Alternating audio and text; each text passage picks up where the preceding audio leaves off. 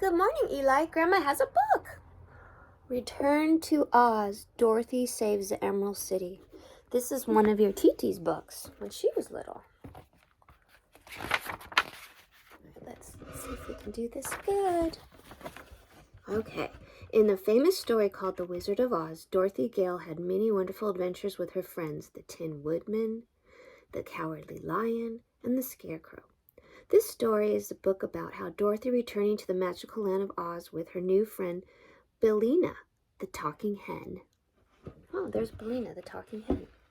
Dorothy had longed to return to Oz, but now that she was there again, her happy dream was turning into a nightmare.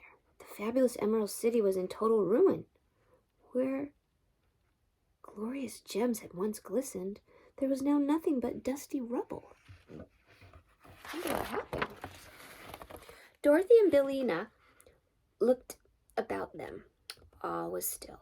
Eerie statues lined the streets. What do you suppose happened here? Billina asked. I don't know, Dorothy replied.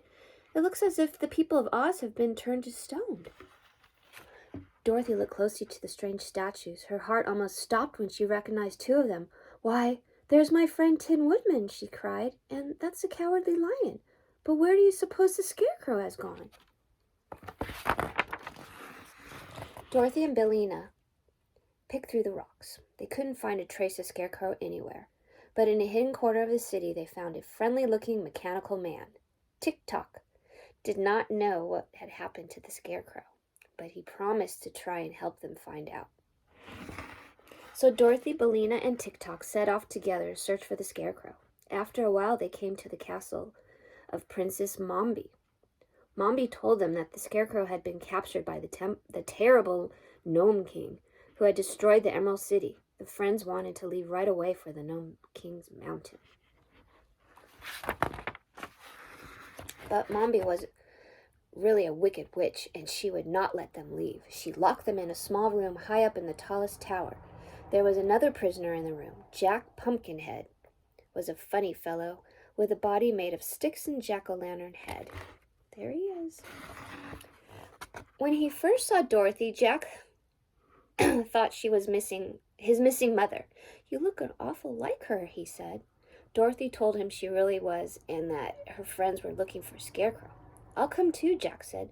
Maybe we'll find my mom along the way. His skinny fingers helped them unlock the door. Soon they escaped and were on their way. It was not long before Dorothy, Billina, Tick-Tock, and Jack came to the Gnome King's mountain. There they found the cruel Gnome King and turned the Scarecrow into an ornament for his palace. But Dorothy knew how to break the spell. She took the ornament in her hand and said, Oz! And there was Scarecrow, safe and sound. As soon as the spell was broken, the Gnome King's mountain began to crumble. Heavy rocks fell all around. How will we ever get out of here? Dorothy cried. Then she saw a red glow in the rubble. The ruby slippers, she exclaimed. They were the magic shoes she had left behind on her first visit to Oz. She quickly put them on. The ruby slippers. Dorothy closed her eyes. She clicked her heels together and said, I wish that we were safely back in the Emerald City. In a flash, she and her friends were facing the ruined city. Dorothy clicked her heels together again and said, I wish that all the emeralds would be returned to the Emerald City and that everyone who was turned to stone would return to life. The city was lit by a gentle glow. The stones began to shimmer. Soon everything was bathed in a bright green light. The Tin Woodman turned from dull stone to gleaming metal. The Cowardly Lion was his furry self again. That night, the citizens of Oz held a parade in the honor of Dorothy and her friends. The Scarecrow made a speech. Dorothy, he said, you would make a perfect queen for Oz. Yes, Dorothy, please be our queen, the people cried. You're the best friends anyone could wish for, Dorothy said, shaking her head. But I really should be getting home. My family must be terribly worried about me now. I do wish I could be in both places at once, she sighed. Suddenly, the crowd gasped, and Billina pointed a wing at the big mirror behind Dorothy. There in the glass, right where Dorothy's reflection should have been, was an image of another girl. That's weird.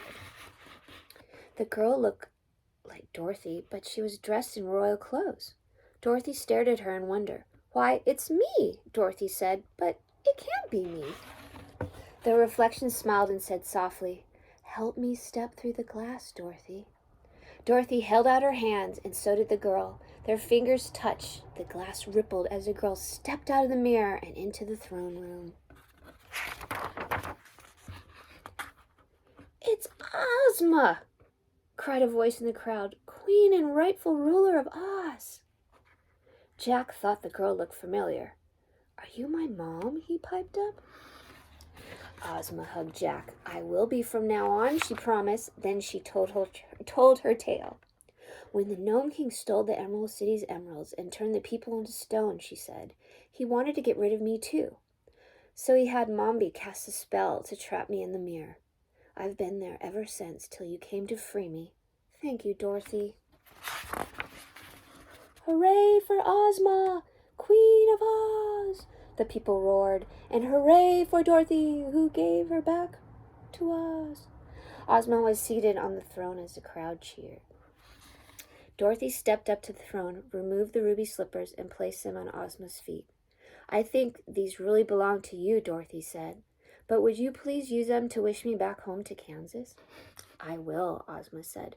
"But should you ever wish to return to Oz, I will be happy to summon you back." "Goodbye, my dear friends," Dorothy cried as Ozma clicked her heels together. "I'll never forget you." "Goodbye, Dorothy," her friends called. "Come back soon."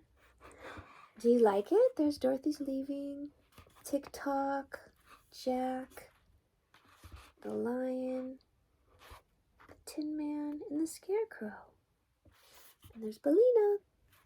I hope you liked it, sweetheart. Grandma loves you. Mwah!